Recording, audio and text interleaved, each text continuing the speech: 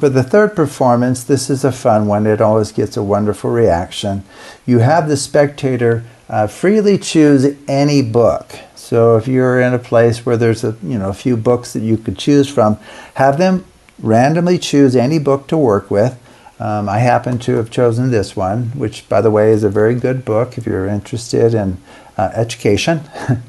So you would have them choose any page whatsoever.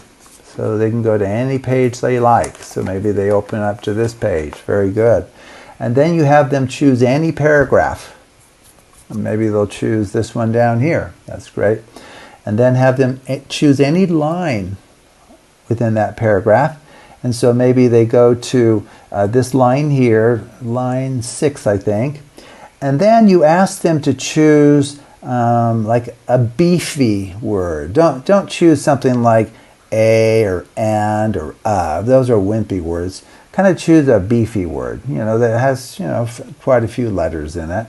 And so maybe as they look at this line right here, maybe they choose the word results.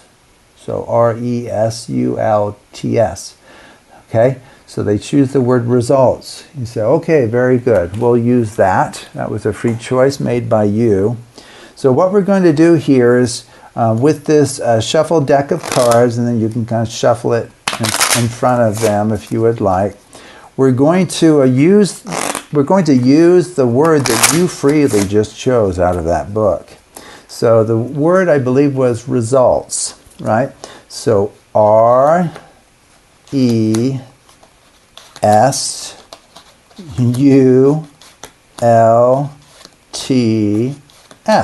Results. Very good. Okay. And now what we're going to do is we're going to spell out that random word that you just chose 3 times. So R-E-S-U-L-T-S, results, spelled out once. R-E-S-U-L-T-S, a second time. R-E-S-U-L-T-S, that's a third time. We've spelled out your word 3 times.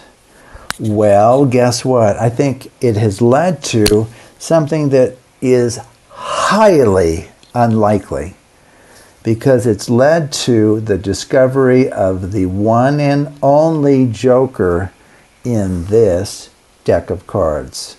And then you can display that the only joker in here is the one that they revealed at the end by way of a random selection of any book, of any page within the book, any paragraph within that page, any line on that paragraph, and then any word that they like, kind of a beefier word.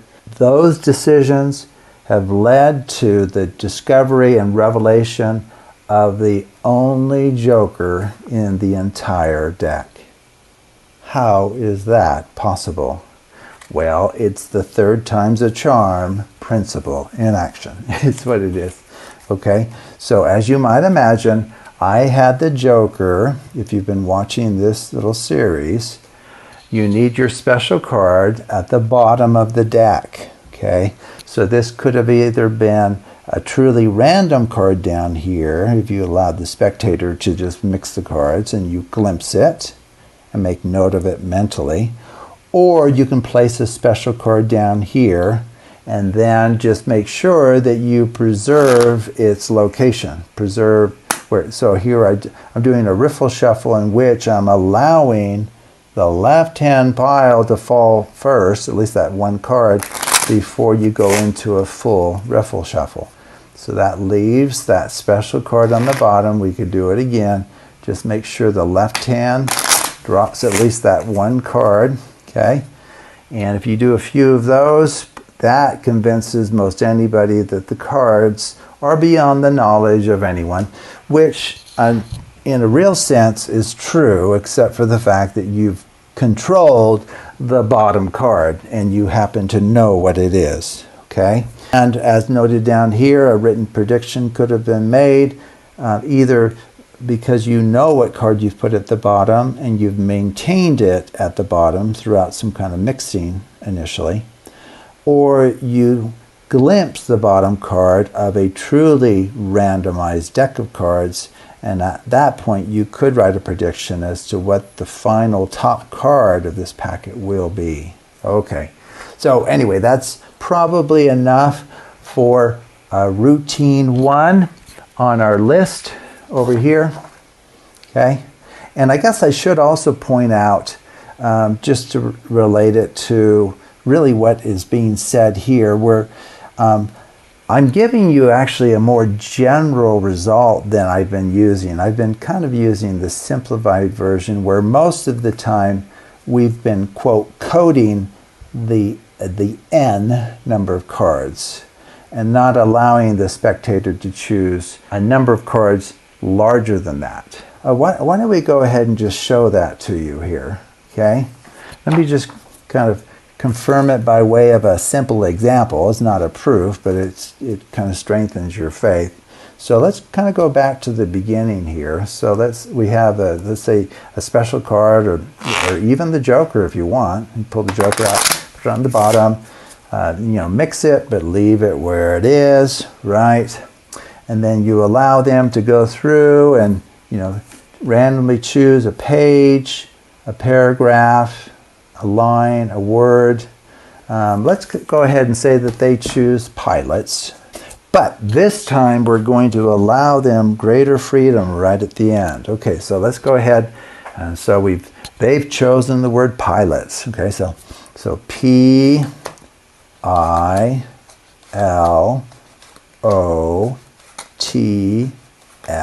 Okay, so this is the little packet that we're going to be working with. As you know, the Klondike Shuffle, it leaves the bottom card of the original deck on the bottom of the new packet, right? Okay, so that will be on the bottom, which is where we need it.